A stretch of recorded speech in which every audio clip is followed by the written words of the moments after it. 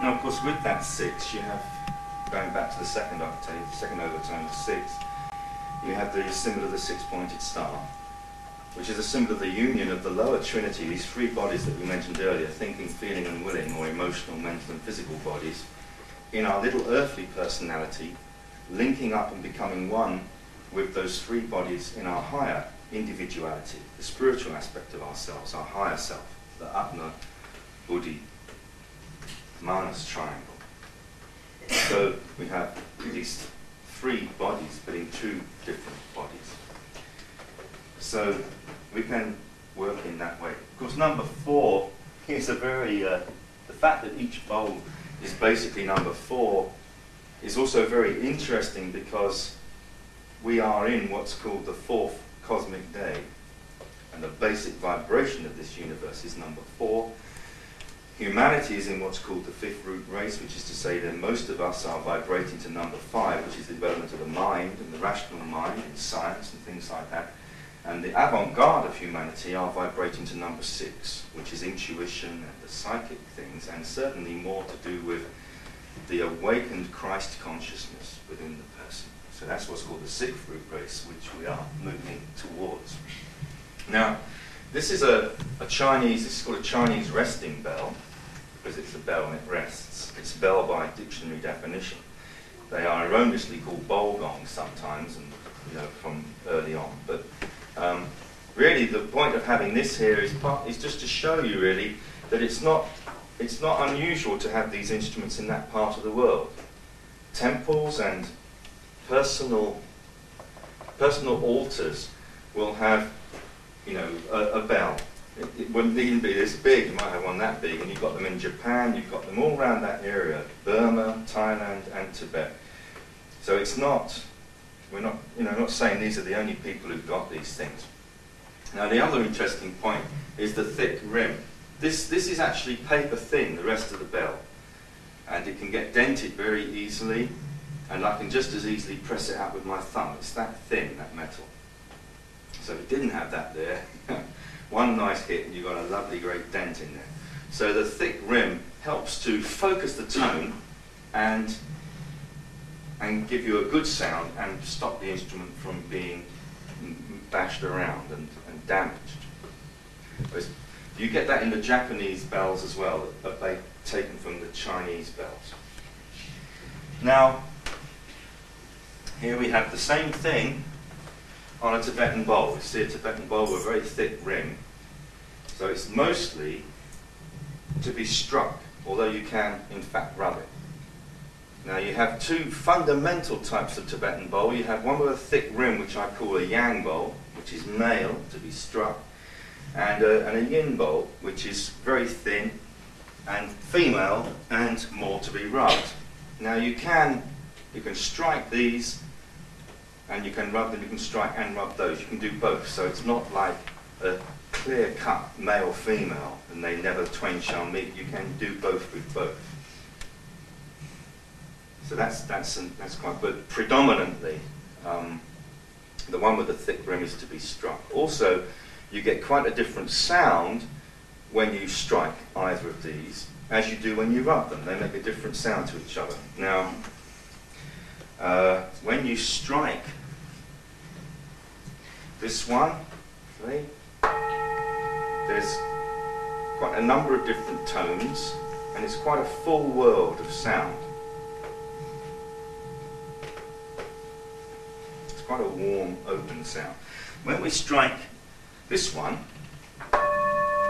it's very to the point. It's very cuts through your thinking, basically. That's the whole idea of striking something. If you're meditating, or trying to meditate, and you start thinking about the shopping list, or when shall I collect the kids, or I wonder what the neighbour thought when I went out there last night in my bathing costume, or whatever it is. That cuts right across from your back. Right, I'm supposed to be here meditating on this candle, or whatever it is, or Jesus, or whatever form of meditation you're using, just on silence. So it cuts on that. Now when you rub these types of bowls, the yang bowl, you quite often get,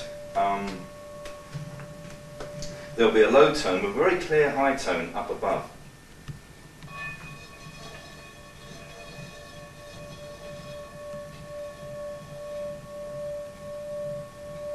So there you can meditate on the higher self and the lower self being in complete union.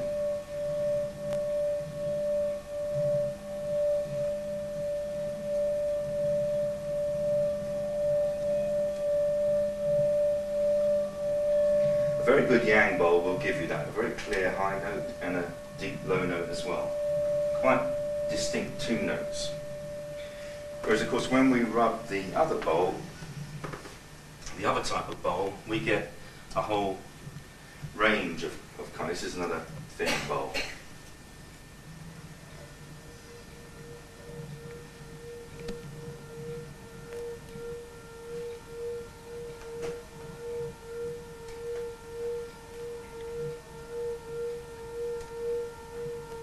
Different energy, yes, quite a different sound. Now, of course, if you have a bowl, for those of you who have a bowl, when you're meditating going around a circle, of course you can then think of the circle as your aura. So you are putting the sound into your aura. You can then do certain visualizations. You can, for 2 or 3 minutes, you can, as you're going around, you can visualize you're breathing in the color red into your aura, and then the colour orange and so on through the spectrum, and that will strengthen your aura. So that's quite useful if you're in any kind of form of psychic attack or out of sorts with yourself or feeling a little bit lost or whatever. So that can be quite a useful way of working. So there are a number of different techniques and ways of using these instruments. Now, as I've demonstrated through the using different sticks, each bowl has a number of different sounds within it. So here we can demonstrate that another way.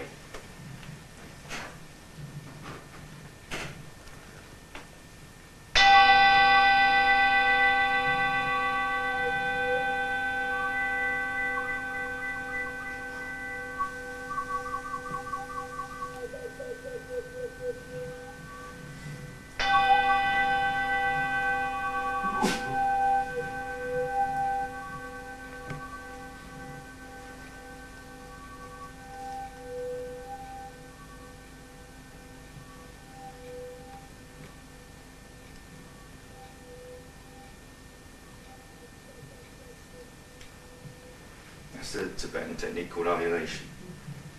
Now, in regular Tibetan Buddhism, you don't come across these instruments very much at all. They have instruments, they have big long trumpets, drums, cymbals, little krangling, thigh bone trumpets, conch shells.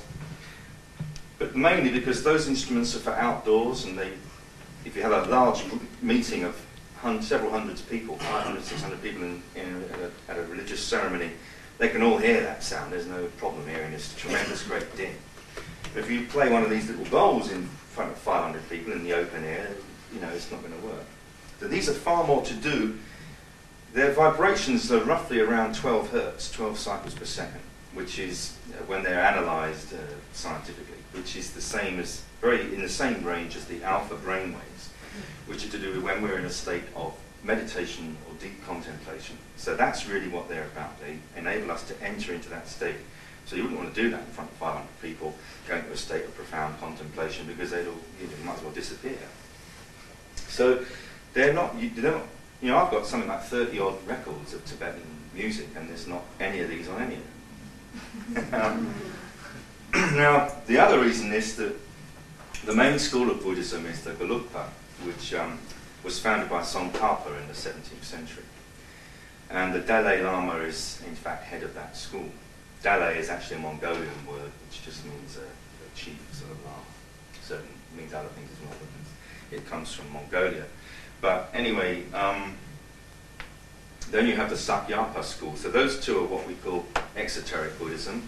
They're concerned with the outer form of religion, just as every religion has an outer and an inner form, really. We won't go into that now, but just believe me, it does. And the inner schools are the Kagyupta and the Nyingmapa.